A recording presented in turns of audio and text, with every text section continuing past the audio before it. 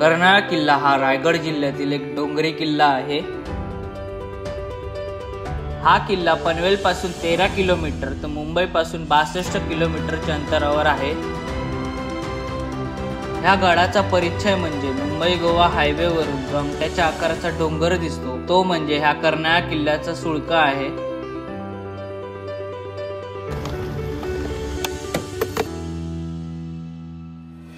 नमस्कार मित्रांनो, मी प्रज्वल पावसकर। स्वागत आहे तुमचं आजच्या व्लॉग मध्ये। आणि आज मी आलेलो पनवेल येथील कर्नाळा किल्ल्यावर।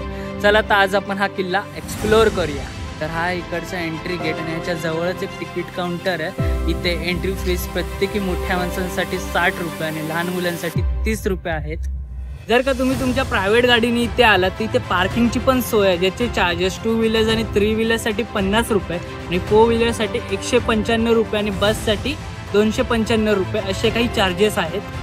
तर हे इकडचं दुसरं काउंटर जिथे तुमची प्लॅस्टिकची नोंदणी केली जाते आणि त्याप्रमाणे तुमच्याकडे डिपॉझिट घेतलं जातं आणि जेव्हा तुम्ही रिटर्न येऊन ते प्लॅस्टिक दाखवता तेव्हा तुम्हाला ते डिपॉझिट रिटर्न केलं जातं।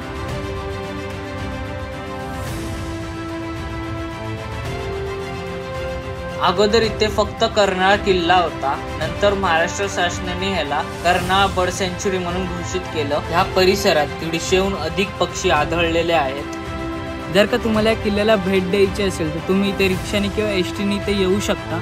एसटीने आला तर त्याचे चार्जेस जवळपास 20 ते 30 रुपये आहेत आणि रिक्षाने आला तर त्याचे चार्जेस 200 ते 300 रुपये किंवा त्याच्याहूनही जास्त असू शकतात। तर मी तुम्हाला रिकमेंड करेल की तुम्ही एसटीने किंवा स्वतःच्या प्रायव्हेट गाडीने इथे या, ते तुम्हाला बरं पडेल। चालत थोडं पुढे आलं की ते कॅन्टीन आहे, तिथे तुमच्या खाण्यापिण्याची सोय होऊन जाईल आणि ते वॉशरूम सुद्धा आहे जिथे तुम्ही फ्रेश होऊन तुम्ही तुमच्या ट्रेकची सुरुवात करू शकता।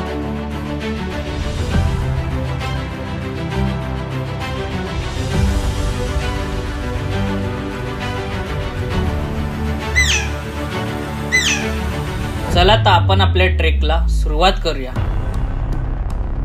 देवगिरी यादव यांच्या अंतर्गत हा किल्ला 1400 वर्षापूर्वी बांधला गेला असावा। त्यानंतर ह्या किल्ल्यावर खूप जणांनी राज्य केलं। 1657 मध्ये छत्रपती शिवाजी महाराजांनी हा किल्ला स्वराज्यात सामील केला। त्यानंतर पुरंदराच्या तहमध्ये महाराजांना हा किल्ला मोगलांना द्यावा लागला होता।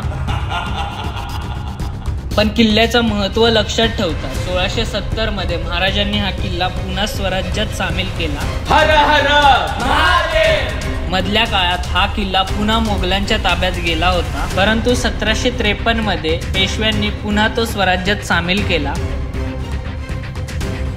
इथेही रेस्ट करण्यासाठी जागा बनवलेली आहे, इथे थोड्या रेस्ट करूया। तोपर्यंत तुम्हाला मी ह्या किल्ल्याची एक छोटीशी माहिती देतो। तर हा किल्ला गिरिदुर्ग प्रकारचा किल्ला आहे आणि याची उंची जवळपास 1500 फूट आहे आणि चढायच्या दृष्टीने हा गड खूप सोपा आहे। तर तुम्ही तुमच्या फॅमिली सोबत इथे येऊ शकता आणि एन्जॉय करू शकता। पुढे चालत जाताना मला एक मंदिर दिसलं, तर हे आहे कर्नाळा मातेचं मंदिर आणि ह्या किल्ल्याचं नाव कर्नाळा हे या देवीच्या नावावरूनच पडलेलं आहे। देवीचं दर्शन घेऊन मी निघालो पुढे हा किल्ला एक्सप्लोर करायला।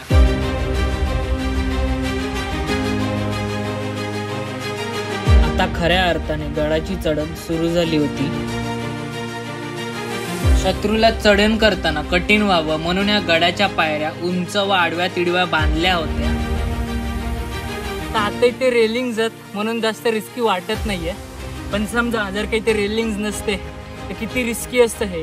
तर त्या काळात मुद्दामून असे किल्ले बांधले जायचे जेणेकरून शत्रू जेव्हा हल्ला करेल तेव्हा त्याला चढताना थोडं रिस्की व्हावं। तर हा इकडचा पहिला प्रवेशद्वार। तर आपल्याला जो अंगठ्याच्या आकाराचा डोंगर दिसतो तो म्हणजे हा सुळका आहे आणि ह्या सुळक्याची उंची जवळपास 50 मीटर आहे। तर हा इकडचा दुसरा दरवाजा म्हणजेच मुख्य प्रवेशद्वार। मुख्य प्रवेशद्वारातून आतमध्ये आल्यावर समोरच एक वाडा दिसतो, पण तो सध्या ढासळलेल्या अवस्थेत आहे। ह्या वाड्याचा उपयोग त्या काळात धान्य साठवण्यासाठी किंवा राहण्यासाठी केला जायचा। या सुळक्याच्या तळाशी खूप साऱ्या पाण्याच्या टाक्यात, ज्या पाण्याचा उपयोग आपण पिण्यासाठी करू शकतो। पूर्वीच्या काळात ह्या सुळकावर रॉक क्लाइंबर्स चढायचे, पण सध्याला ते अलाउड नाहीये। त्याचं कारण म्हणजे ह्या सुळकावर खूप साऱ्या पक्ष्यांची घरटं व मधमाशींची पोळी आहे।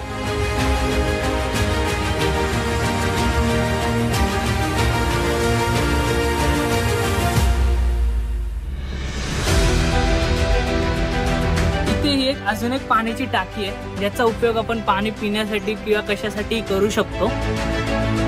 पूर्वीच्या काळात ह्या किल्ल्याचा उपयोग आजूबाजूच्या परिसरावर लक्ष ठेवण्यासाठी केला जायचा. माझा आता किल्ला एक्सप्लोअर करून झालेला आहे आणि आपण आता खाली जायची सुरुवात करूया.